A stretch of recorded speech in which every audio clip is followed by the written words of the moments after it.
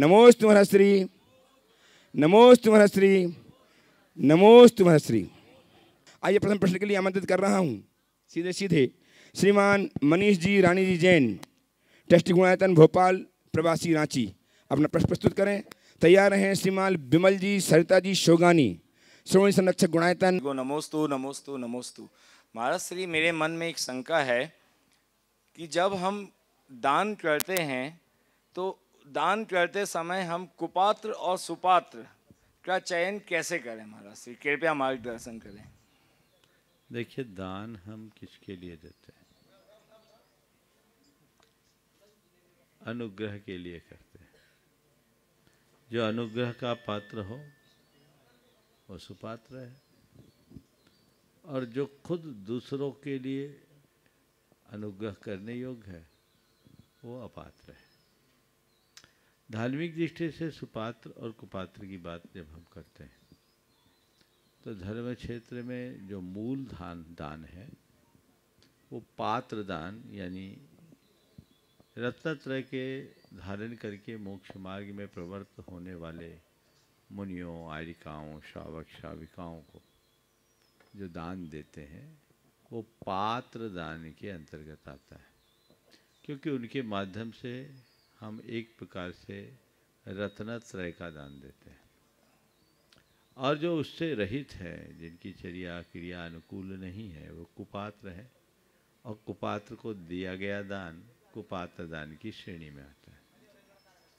दूसरी ओर अगर हम लौकिक दृष्टि से इस पर विचार करें तो जो दीन दुखी हैं, अपंग अपाहिज हैं, जो अपने जीवन यापन के लिए असमर्थ है या आपत्ति विपत्ति से ग्रसित है, उनके लिए दान देना सुपात्र दान की श्रेणी में आता है। कि ऐसे लोगों को दान दें जो वाकई में करुणा के पात्र हैं, वो दान सुपात्र दान की श्रेणी में आएगा। लेकिन जो सबल हैं, जिन्हें इस तरह का पेशा बना रखा है, वे सब कुपात्र के अंतर्गत आते हैं। तो व्यक्ति की स्थिति को देखकर ही पात्र और कुपात्र का निर्धारण करना चाहिए। नमोस्तु महाराज श्री, नमोस्तु। उपस्थित हों गुणायतन के श्रोमणी संरक्षक श्रीमान विमल जी सरिता जी शोगानी रांची से। नमोस्तु महाराज जी, नमोस्तु महाराज जी, नमोस्तु महाराज जी। जो पूजा विधान होता है उसमें है ना, लोग दान मतलब द्रव्य दान निकालते हैं और उससे पूजा हम लोग करते हैं, तो निर्माल्य का दोष नहीं लगता है? देखिए, आपने बहुत अच्छा सवाल किया है। किसी दूसरे व्यक्ति के द्वारा पूजा विधान कराने पर उनके द्वारा दिए गए द्रव्य से यदि हम पूजा करते हैं तो निर्माल्य का दोष तो नहीं लगता। शायद आप यही पूछना चाह रहे हैं। यदि उन्होंने आपको आमंत्रित किया है, आइए हमारा ये विधान है और हमारे साथ विधान कीजिए, हमने आपकी संपूर्ण व्यवस्था बना रखी है, तो इसमें निर्माल्य का कोई दोष नहीं। नमस्ते। पर ये सारा श्रेय और पुण्य उस व्यक्ति के खाते विशेष रूप से जाएगा, क्योंकि उसका आयोजक हुआ है। तो फिर कोई बुलाए तो हम ना जाएं, जरूर जाएं और उसके उस कार्य में पूर्ण सहयोग और सहभागिता दें। लेकिन इसके बाद भी अपनी भावना से शक्ति अनुसार ये सुनिश्चित करें कि आज मुझे ये विशेष पुण्य लाभ मिला है, मैं अपनी ओर से कुछ न कुछ दान दूं, तो आपको दोहरा लाभ होगा। उपस्थित हों दिनेश भाई जैन, मुंबई, कांदीवली मुंबई से। प्रणाम, वंदन गुरुदेव जी। हम एक प्रश्न आपसे पूछना चाहते हैं। गुरुदेव जी, जैसे पूरा दिन श्रावक जो रहते हैं वो बहुत कुछ कार्य करते हैं और उसके अंदर उनको बहुत पापों का सेवन होता है, पाप लगते हैं उनको। ऐसे गुरु भगवान भी पूरा दिन दिनचर्या करते हैं उसमें उनका, लेकिन गुरुदेव जी जो रहते हैं वो तो अपना पूरे दिन की जो चर्या रहती है उसके बाद में सायंकाल को प्रतिक्रमण करके उन पापों का वो क्षय करते हैं। ऐसे गृहस्थी क्या करे, जो गृहस्थी को पूरा दिन जो पाप लगते हैं, जो पापों का वो कार्य करते हैं? बहुत अच्छी बात की है। दिन भर की गृहस्थी में जो पाप होता है उसके प्रक्षालन के लिए गृही जन क्या करे? पहली बात तो अपनी दिनचर्या में यथासंभव संयम रखें और शुभ अनुष्ठानों में अपने आप को अधिक व्यस्त करें। दूसरी बात, जो उसके बाद भी पाप होता है तो उस पाप के लिए गृहस्थ भी प्रतिक्रमण कर सकता है, करना चाहिए और करने का विधान है। अपने दोषों की आलोचना करके प्रतिक्रमण करें, पर प्रतिक्रमण मात्र पर्याप्त नहीं है। गृहस्थ को अपने संचित पापों के विनाश के लिए दान और पूजा रूप सत्कर्म करना चाहिए। ये दो ऐसे कर्म हैं जो हमारे संचित पापों के प्रक्षालन का सबल निमित्त है। आइए उपस्थित हुए गुणाधन के ट्रस्टी श्रीमान कमल जी, पुष्पा जी पाटौदी, रांची से। त्रिवार नमोस्तु नमोस्तु नमोस्तु। महाराज श्री, मेरा 2 प्रश्न हैं। आज की जो युवा पीढ़ी है वह फैशन और आधुनिकता की ओर बढ़ रही है, उसका भविष्य कैसा होगा? और दूसरा प्रश्न ये है कि मेरा छोटा पोता 3 साल का है और अभी ये जो महाराज श्री, माता जी वगैरह सब जो आते हैं उतना प्रभावित होता है कि वो जल्दी छोड़ता ही नहीं है। और जैसे मुद्रा वगैरह लेके चलते हैं, वो घर से जैसे बाथरूम से निकलता है तो ऐसे ही मुद्रा लेके और निकलने लगता है। तो ये क्या पूर्व जन्म का उसमें संस्कार है कि? देखिए, सबसे पहला सवाल, आधुनिकता की ओर बढ़ने वाले युवा पीढ़ी का भविष्य कैसा होगा? मैं तो एक ही बात कहूँगा, जो फिसलन के रास्ते में चलेगा वो गिरेगा, उसकी कमर टूटेगी, और क्या होगा। अगर युवा पीढ़ी में भटकाव है तो निश्चित रूप से वह उनका पतन होगा। पर मेरा इस विषय में एक और दृष्टिकोण है। आधुनिकता की ओर बढ़ना खतरनाक नहीं है। आधुनिकता की होड़ में अपनी मौलिकता को खो देना सबसे ज़्यादा खतरनाक है। लोग आधुनिक बने, समय काल के अनुरूप अपना जीवन व्यवहार बनाए, लेकिन अपने जीवन के मूलभूत मूल्यों को बचा करके चले, अपने संस्कारों को सुरक्षित रख करके चले, अपने जीवन की मर्यादा को खंडित न होने दें, तो आधुनिक होने के बाद भी वे सुरक्षित रह सकते हैं। और यदि ऐसा नहीं करते हैं तो उनको पतन से कोई नहीं बचा सकता। दूसरा सवाल और था, बेटा 3.5 साल का है, पोता, और किसी का तो बेटा है ना, तो वो धार्मिक और मुनियों के साथ ज़्यादा जुड़ता है, चर्या भी वो कर लेता है, चर्या में मुद्रा बना लेता है। देखिए, इसमें कई कारण होते हैं। घर का वातावरण एक बड़ा कारण है, उस जीव के पुराने संस्कार भी इसमें कारण हो सकते हैं। लेकिन ये बचपन में इस तरह की क्रिया करने वाला ज़रूरी नहीं है कि आगे जाकर के ऐसा करे। मैं एक ऐसे बच्चे को जानता हूँ जो बचपन में बिल्कुल ऐसा ही करता था, बहुत अच्छे अच्छे भजन भी सुनाता था, और आज 24 घंटे दारू पिए रहता है। तो ये क्या है?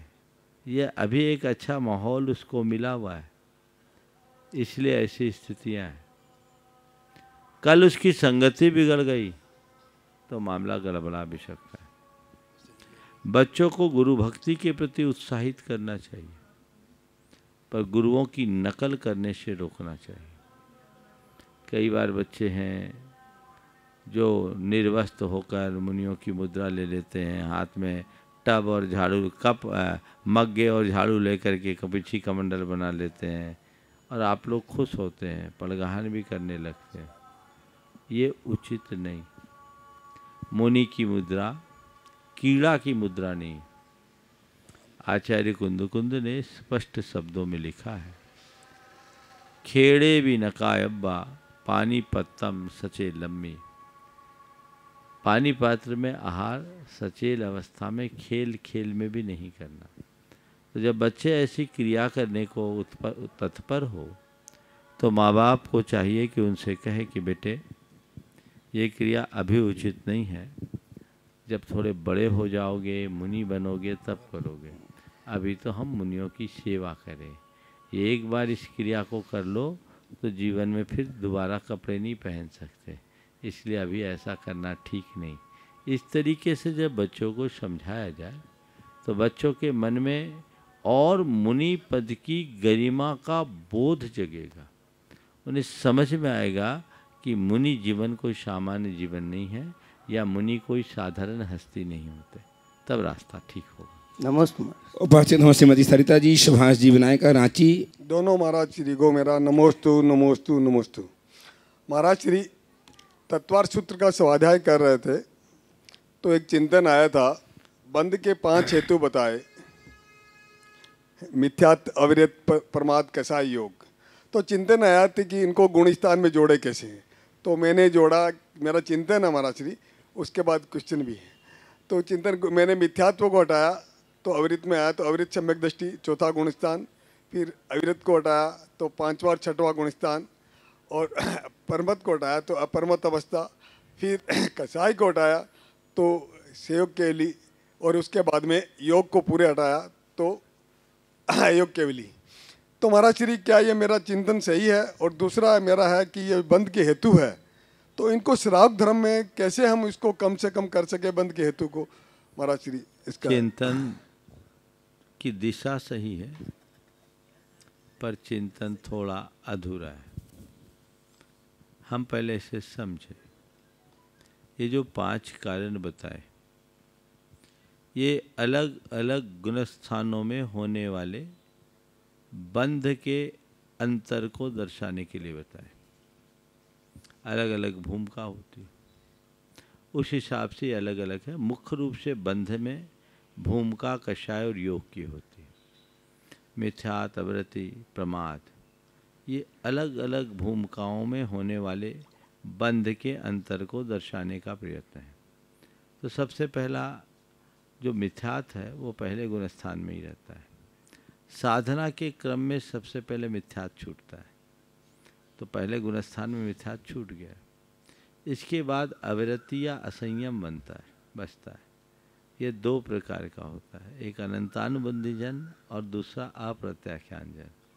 तो पहले गुण स्थान के बाद दूसरे, तीसरे और चौथे, ये तीनों गुण स्थानों में अविरति जन कर्म का आश्रय होता है। समझ गए? वो अविरति जन कर्म का आश्रय, तो दूसरे से तीसरे में कम होगा और चौथे में भी अपनी भूमिका अनुरूप ही आश्रय होता है। फिर है प्रमाद। प्रमाद का सद्भाव 6ठे गुण स्थान तक होता है। 5वें गुण स्थान में अविरति भी नहीं, अविरति तो नहीं है पर विरति नहीं है, देश विरत है, इसलिए वहाँ का बंध या आश्रय अलग होता है। जब तक प्रमाद है यानी कुशल कार्यों में अनुत्साह, अनादर, ये 6ठे गुण स्थान तक होता है। तो तीसरे क्रम में प्रमाद छूटता है। प्रमाद के छूटने के बाद फिर कषाय और योग बचता है। तो 7वें गुण स्थान से लेकर 10वें गुण स्थान तक उत्तरोत्तर कषाय की हानि होती है, और कषाय की जैसी जैसी हानि होती जाती है, कर्म का आश्रय बंध वैसे वैसे घटता जाता है। 10वें गुण स्थान के अंत में कषाय भी खत्म हो जाती है, तो केवल योग बचता है, जो 11वें, 12वें, 13वें गुण स्थान में रहता है, और 14वें गुण स्थान में अयोग अवस्था, वहाँ कोई आश्रय नहीं। ये व्यवस्था लगानी चाहिए। तो बंध के हेतु महाराज श्री जो श्रावक कितना, बंध के हेतु श्रावकों में तो मिथ्यात्व अगर सम्यक को धारण कर लिया तो मिथ्यात्व छूटेगा, असंयम, प्रमाद, कषाय, योग होंगे। यदि वो वृत्ति बन गया है तो असंयम तो चला जाएगा पर देश असंयम रहेगा, फिर प्रमाद, कषाय, योग बचेगा। नमस्ते महाराज श्री। उपस्थित हों गुणातन के ट्रस्टी श्रीमान प्रदीप जी, प्रेमलता जी काला। नमस्तु महाराज जी, नमस्तु नमस्तु। मेरा प्रश्न सर्वधर्म संभाव और जैन धर्म की प्रभावना से संबंधित है। लोक में ऐसा देखा जाता है कि बहुत ज़्यादा प्रतिशत में हम जैन समाज के लोग हिंदू समाज के सभी मंदिरों में, सभी तीर्थस्थलों में जाते आते हैं और ऐसा प्रचलन में भी है। लेकिन न जैन न हिंदू, ज़्यादा प्रतिशत में हम लोग कभी चर्च में, गुरुद्वारा में, मस्जिद में नहीं जाते हैं। इसी प्रकार से ये भी देखा जाता है कि जैन मंदिर में जिस तरीके से हिंदू जो है उनका भी जो है पैर कम पड़ता है, और बाकी जात जो है, चाहे वो मुसलमान हो, चाहे सिख हो, चाहे ईसाई हो, उनका तो आना होता ही नहीं है, इसीलिए वो हमारे धर्म से परिचित भी नहीं हो पाते हैं। तो सर्वधर्म का सद्भाव बना रहे और जैन धर्म का एक प्रभावना बना रहे, क्या इसके लिए हमारे मंदिरों में सप्ताह में एक दिन ही सही हिंदुओं के लिए या बाकी लोगों के लिए मर्यादित रूप में दर्शन करने की या फिर उन्हें हमारे धर्म के बारे में जानकारी देने की व्यवस्था बनाई जानी चाहिए, या जैसे हमारे लिए मोटा मोटी मस्जिद है, चर्च है, अस्पृश्य हो जाता है, वैसे ही हमें इसे हम लोग को हिंदुओं के लिए या अन्य जाति के लिए अस्पृश्य ही मोटा मोटी रखना चाहिए। देखिए, मैं मोटा मोटी बात करता हूँ। बात केवल ये है कि हमारे जितने धर्मस्थल हैं वो हमारे धर्मोपासना के केंद्र हैं, और हर व्यक्ति अपनी अपनी श्रद्धा, आस्था या मान्यता के अनुरूप धर्माराधन करता है।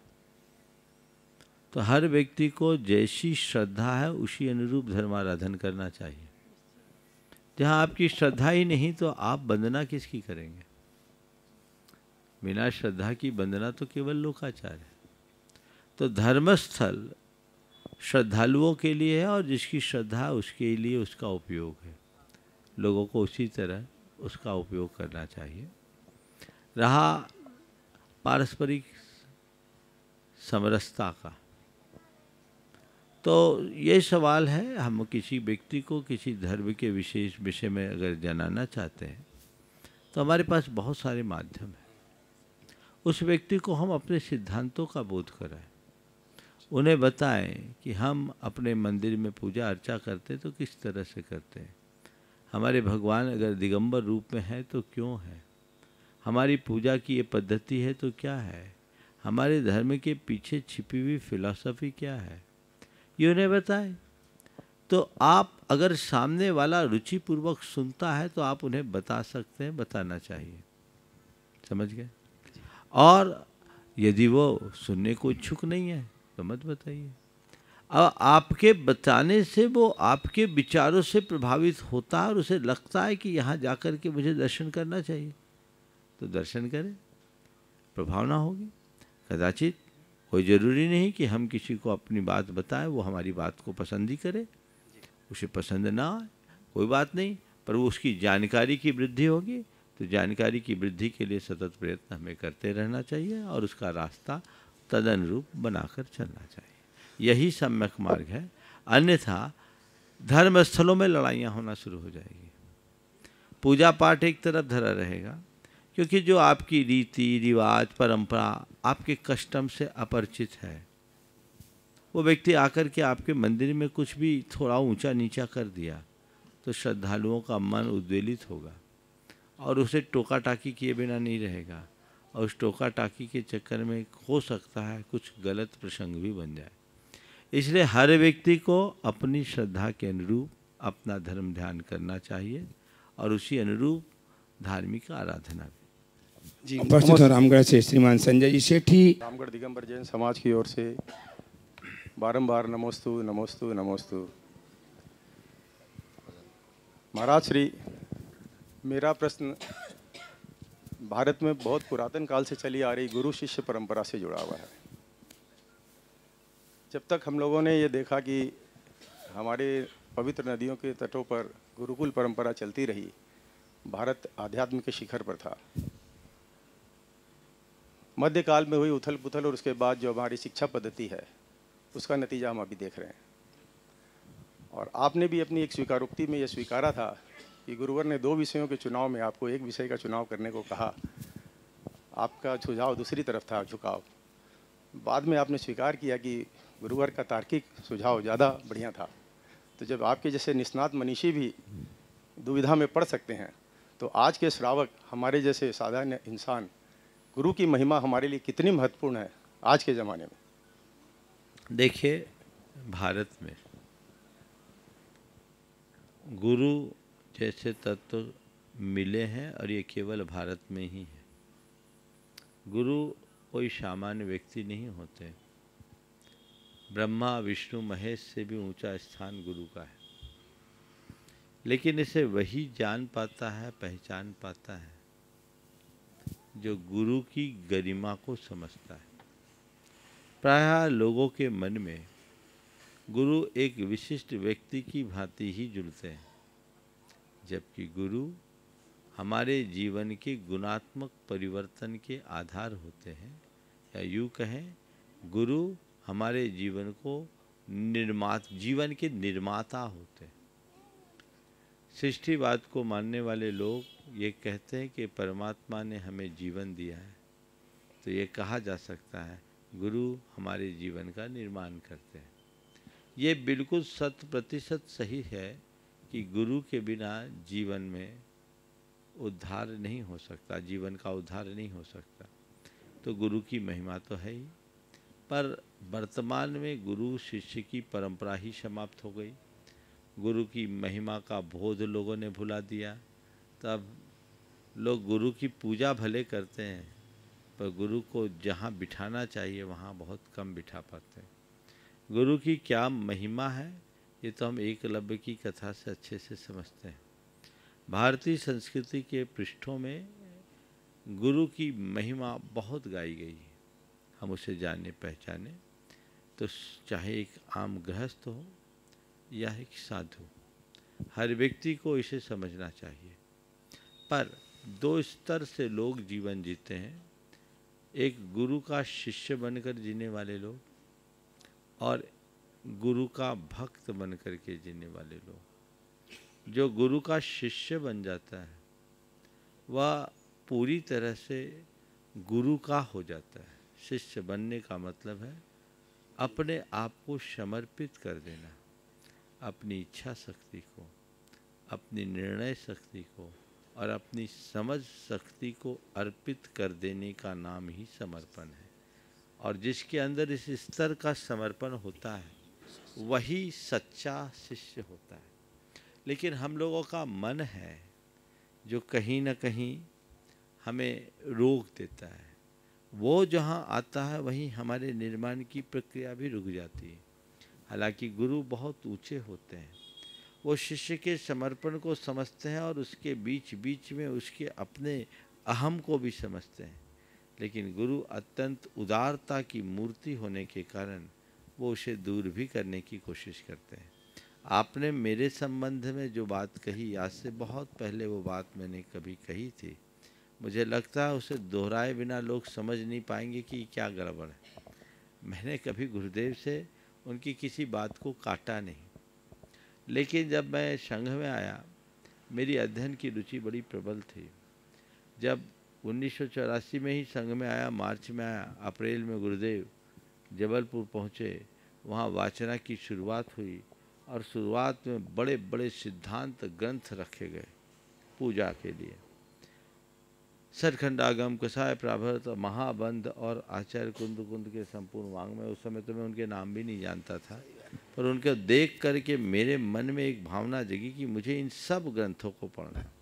मेरे मन में एक धुन थी कि मुझे पूरा जैन वांग्मय का तलस्पर्शी अध्ययन करना है।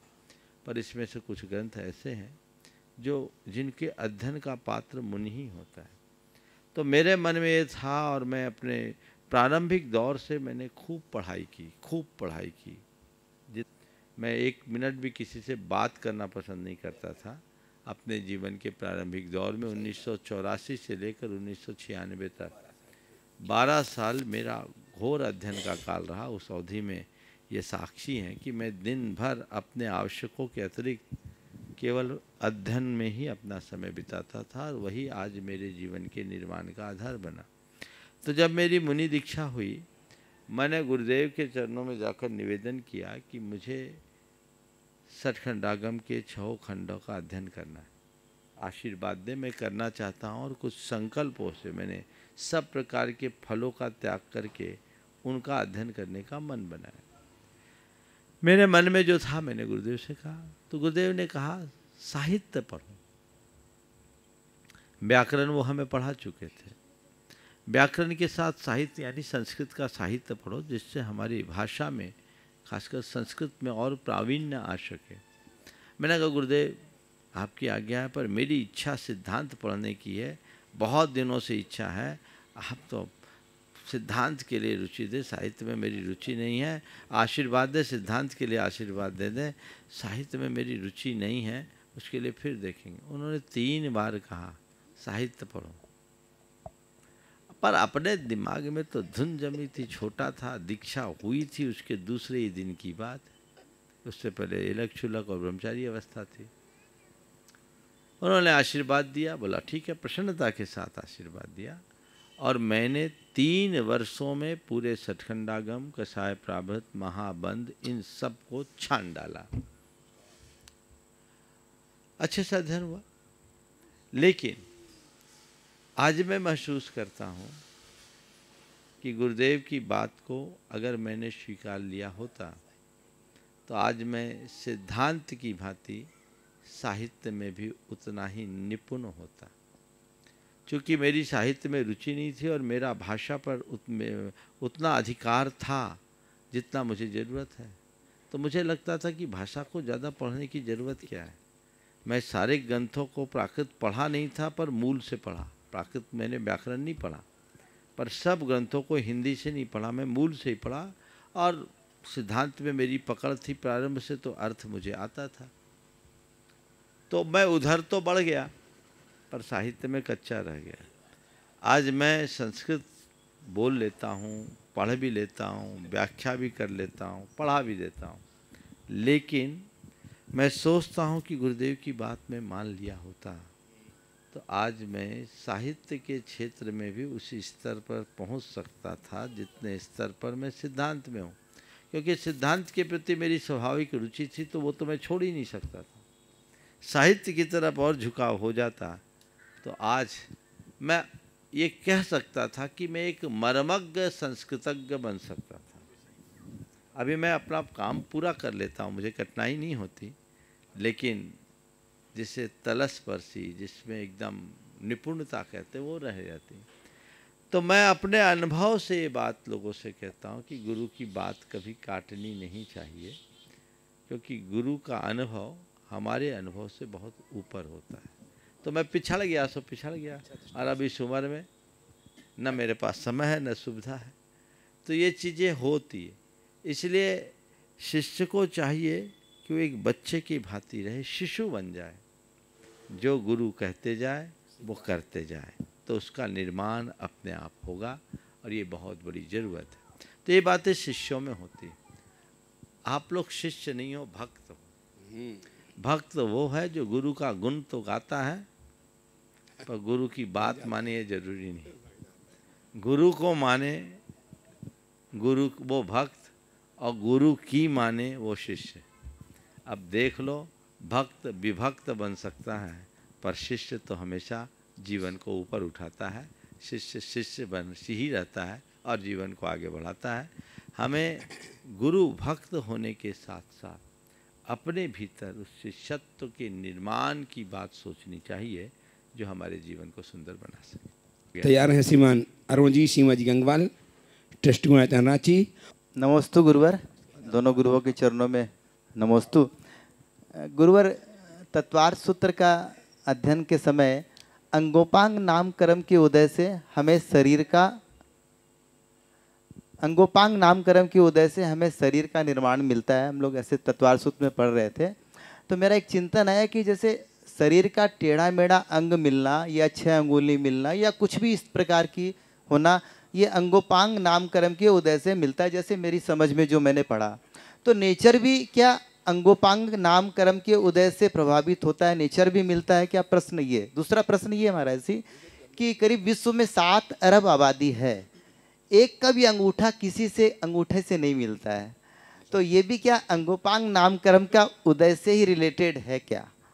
स्पष्ट कीजिए। सवाल हो गया आप? जी महाराज जी। देखिए, पहली बात तो संशोधन कीजिए। शरीर का निर्माण अंगोपांग नाम कर्म के उदय से नहीं, शरीर नाम कर्म के उदय से होता है। और हमारी संपूर्ण शारीरिक संरचना में शरीर नाम कर्म मूल है, पर नाम कर्म की अन्य अनेक कर्म प्रकृतियाँ जुड़ी हैं, जिससे हमारा रूप, लावण्य ये सब सुनिश्चित होता है। आपने जिस कर्म की बात की है वह अंगोपांग नाम कर्म है।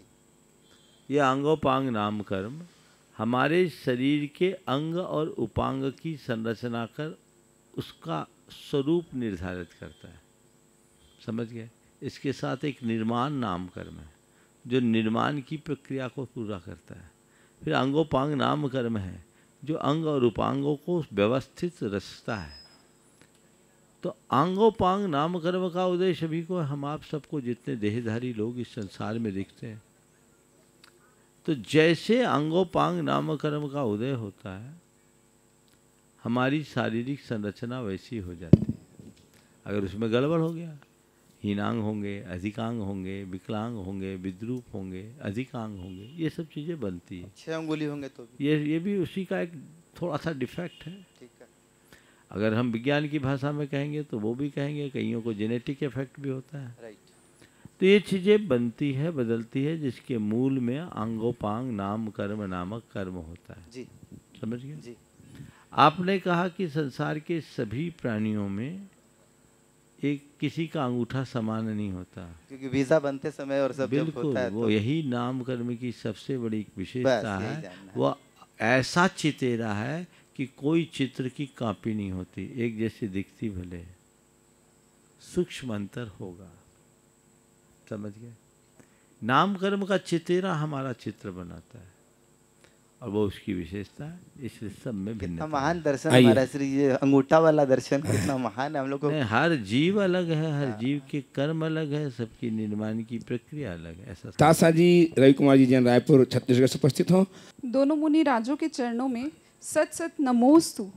महाराज श्री, मेरी आपके द्वारा आचार्य श्री से प्रश्न है कि प्रतिभा स्थली केवल लड़कियों के लिए क्यों है, लड़कों के लिए क्यों नहीं है? ये सवाल तो उनसे पूछो, कई बार मैं इसका उत्तर दे चुका।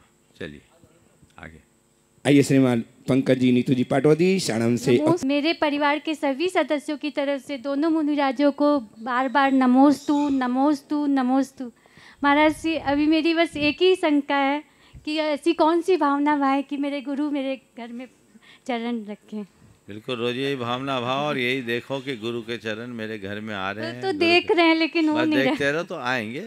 जिसके मन में शंका होती है उसको सफलता नहीं मिलती, इससे शंका मत रखो, निशंक हो जाओ। महाराज की जय। आगे श्रीमान पद्म जी छावड़ा उपस्थित, ट्रस्टी गुणायतन। बोलो पद्म। मुनि द्वय के चरणों में मेरा, मेरे परिवार और मेरे पूरे रांची जैन समाज की तरफ से नमोस्तु नमोस्तु नमोस्तु। महाराज श्री, श्रावक के द्वारा आहारचर्या में पूरा तत्परता दिखाते हुए और मन शुद्ध रखते हुए और सावधानी पूर्वक आहार तैयार करने की प्रक्रिया के अंदर में वो पूरा मन लगा करके करता है। आहार तैयार हो जाता है, मुनि महाराज का पड़घान हो करके, और जब मुनि महाराज का आहार हो रहा होता है, किसी भी साधु का आहार होता हो, उस समय में एक सच्ची घटना मैं प्रत्यक्षदर्शी हूँ। आहार के क्रम के अंदर में में करवाने वाला अच्छी तरह से शोधन करके और मुनि महाराज के हाथ में आहार दे रहे हैं, और आहार का ग्रास हाथ में देने के बाद में ग्रास देने वाले की नज़र पड़ जाती है कि समथिंग इज गड़बड़। ऐसी पोजीशन के अंदर में वो न तो मुनि महाराज को या साधु को ये बोल सकते हैं कि महाराज श्री आहार में ग्रास के अंदर में कुछ गड़बड़ है, और वो चुप रहता है। संयोगवश वो आहार के क्रम के अंदर में ग्रास ग्रहण कर लेते हैं और आहार प्रक्रिया पूरी हो जाती है। फिर कोई तरह का निर्बाध रूप से जो है प्रक्रिया पूरी हो जाती है। लेकिन उस श्रावक को जिसने वो आंख से देख लिया, उसके मन में ग्लानि भाव है। इसके लिए आपका क्या कहना है? देखिए, श्रावक को अपनी तरह पूर्ण शुद्धि करनी चाहिए। साधु भी शुद्धिपूर्वक ही आहार लेते हैं, पर हो सकता है दृष्टि से चीज़ें ओझल हो जाए। कई बार ऐसा हो सकता है भीड़ भाड़ की अधिकता के कारण, या दृष्टि न पड़े, साधु को नज़र न आए। उस समय श्रावक को बहुत ही विवेक का परिचय देना चाहिए, अपने आप को सामान्य बनाए रखना चाहिए, ताकि एक्टिविटी से भी साधु को पता न लगे, क्योंकि आप तो आहार कराने के लिए साधु को लाए, अंतराय कराने के लिए नहीं। और उसको कभी साधु को बताना भी नहीं चाहिए, नहीं तो साधु को विकल्प हो। समझ गए? और क्या विवेक रखना चाहिए, आपने हमारी अंजलि में दे दिया ये तो बहुत दूर की बात है। जो सामान हमने लिया है, जिसका सेवन कर लिया, उस सामग्री में आपकी कटोरी में भी यदि कुछ गड़बड़ दिखेगा तो हम अंतराय कर देंगे, हम देख के अंतराय कर देंगे। तो उस समय शावक को बहुत विचार करना चाहिए। एक शावक थे बड़े विवेकी, आहार करा रहे थे, मैं चावल ले रहा था, वो उनके हाथ में चावल था। अचानक चावल देने वालों के हाथ से उनने प्लेट ली और कहा चावल वादी करता, दलिया चला। ठीक है भाई, उनने दलिया देना शुरू कर दिया, हमने दलिया ले लिया। उनने दलिया दे दिया, आहार पूरा हो गया, चलते रही चर्चा, क्रम चलता रहा। 3 साल बाद एक दिन विवेक की चर्चा में मैं कुछ बात कर रहा था, तो उस दिन वो सज्जन भी बैठे थे।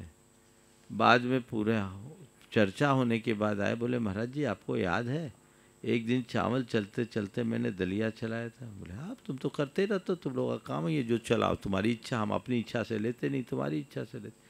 बोले महाराज दरअसल बात ये थी कि जो चावल चला रहे थे उसमें एक बाल दिख रहा था मुझे, और मैं कैसे बोलूं कि इसमें बाल है, तो मैंने ये किया था, और आपको आज तक इसलिए नहीं बताया कि आपको विकल्प हो।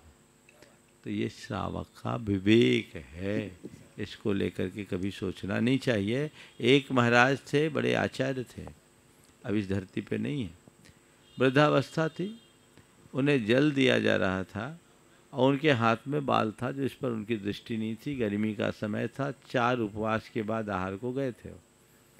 तो एक पंडित जी ने ही ये बात बताई थी, वो पंडित जी भी इस दुनिया में नहीं है, उनकी नज़र पड़ गई तो वो पानी दे रहे थे, उनने पानी देते देते जग इतना उड़ेल दिया कि बाल नीचे गिर गया। अब महाराज को पता ही नहीं लगा और महाराज का निरंतर आहार हो गया। ये है श्रावक का विवेक, कुशलता। तुम आहार कराने के लिए साधु को बुलाए हो क्या अंतराय के लिए? हालांकि साधु को अपनी आँख से देखना चाहिए और श्रावक को पूरा विवेक। पर कुछ लोग हैं जो साधु की भी परीक्षा लेना चाहते हैं, तो वो गड़बड़ है। इसीलिए महाराज जी मैं बहुत पुरानी घटना, ये 7-8 साल संजय जी शेठी मुनिद्वय के चरणों में बारंबार नमोस्तु नमोस्तु नमोस्तु। महाराज जी मेरा प्रश्न मेरे व्यापार से संबंधित है। मेरा व्यापार ठेकेदारी का है, इसमें बहुत ज़्यादा पाप होते हैं, इसका निराकरण कैसे करें? धंधा बंद कर दो, ये निराकरण है। वो तो संभव नहीं है महाराज जी। तब हम क्या बोले? ठेकेदारी का धंधा है, पर ऐसा ही काम करो जिसमें व्यापार में पाप हो पर पाप का व्यापार ना हो। बस इतना अगर आपने ध्यान रखा तो बहुत कुछ चीज़ें बदल सकती है और संभल भी सकती है। आइए राजेश जी ठोलिया गोमिया से, और तैयार हैं श्रीमान सुशील जी, प्रमोद जी एवं संजय जी गोधा अपने अन्य मित्रों के साथ। मेरा और मेरे समस्त परिवार की तरफ से 3 बार नमोस्तु नमोस्तु नमोस्तु। गुरुदेव, आप अक्सर कहा करते हैं कि मनुष्य यदि मौन रखना सीख ले तो उसकी आधी समस्या स्वयं ही समाप्त हो जाएगी। मौन में बहुत बड़ी शक्ति होती है, तो क्या सदैव मौन रहना अच्छा है? आज काफ़ी कुछ गलत होता है तो हम मौन रह जाते हैं, उसका विरोध नहीं करते और लोग उसे हमारी कमज़ोरी समझ लेते हैं। अगर मौन रखना अगर शस्त्र है तो इसका इस्तेमाल हमें किस तरह करना चाहिए? कहाँ मौन रहना और कहाँ चुप रहना, कहाँ बोलना। जहाँ बवाल होने की संभावना हो मौन हो जाओ, जहाँ बोलने से बवाल होने की संभावना हो वहाँ मौन हो जाओ, और जहाँ मौन रहने से बवाल होता हो बोल पड़ो। 2 वाक्य में ही सारी बात। बहुत बढ़िया। आइए श्रीमान श्रीमान सुशील जी, प्रमोद जी, संजय जी एवं अन्य साथी। बोले विद्यासागर महाराज की जय। जय सागर महाराज की जय। बोली अरे सागर महाराज की जय। हम समस्त धनबाद के वासी लोग आपकी अनुकंपा में हाजिर हुए हैं। आप जल्दी से जल्दी धनबाद की ओर बिहार करें। बहुत सुंदर। हम बिहार के लिए यहाँ पे आए हैं। बहुत बढ़िया, बहुत सुंदर। हो गया, चलो हो गया सब। नमस्ते महाराज। बोलो। मेरी एक छोटी सी जिज्ञासा थी, एक ही कैंपस के अंदर में ऊपर और नीचे 2 मंदिर हों तो दोनों मंदिर में अभिषेक प्रतिदिन होना आवश्यक है या नीचे कर लें ऊपर नहीं हो, ऊपर खाली परिमार्जन कर लें, इस तरह से संभव है क्या या अनिवार्य है? देखिए अभिषेक दोनों मंजिल में हो तो उत्तम है, नहीं तो कम से कम प्रक्षाल तो करना ही चाहिए, ऐसी व्यवस्था। मेरी एक शंका है कि एक मंदिर में गया तो गंधोदक के जो पात्र हैं 2, एक में जल और एक में गंधोदक रहता है, तो एक में लौंग रखा हुआ था। इसका उत्तर अभी कुछ दिन पहले ही दिया। ये केवल पहचान के लिए, और अब तो हम लोग बहुत पढ़े लिखे, दोनों में टैग लगा दो, एक में जल लिख दो, सामने जल, एक में लिख दो गंधोदक। वो बोलते हैं कि जल को शुद्धि करने के लिए लौंग रखा जाता है। अगर जल कच्चा हो तो, बल्कि जल प्राशुक हो तो लौंग रखने की जरूरत नहीं है। मेरा नाम शालिनी पाटनी, मैं रांची से हूँ। बोलिए। मेरा प्रश्न ये है कि जो जेंट्स लोग अभिषेक, कलश या शांति धारा जहाँ करते, क्या उनको पूजा वहीं करनी चाहिए या दूसरी जगह भी जाके कर सकते हैं? व्यवस्था के अनुरूप कहीं भी कर सकते हैं। अभिषेक करके अर्घ चढ़ा दिए तो आपकी पूजा हो गई। आज के सत्र को यहीं पर विराम। बोलिए परम पूज्य आचार्य गुरुवर श्री विद्यासागर जी। जय।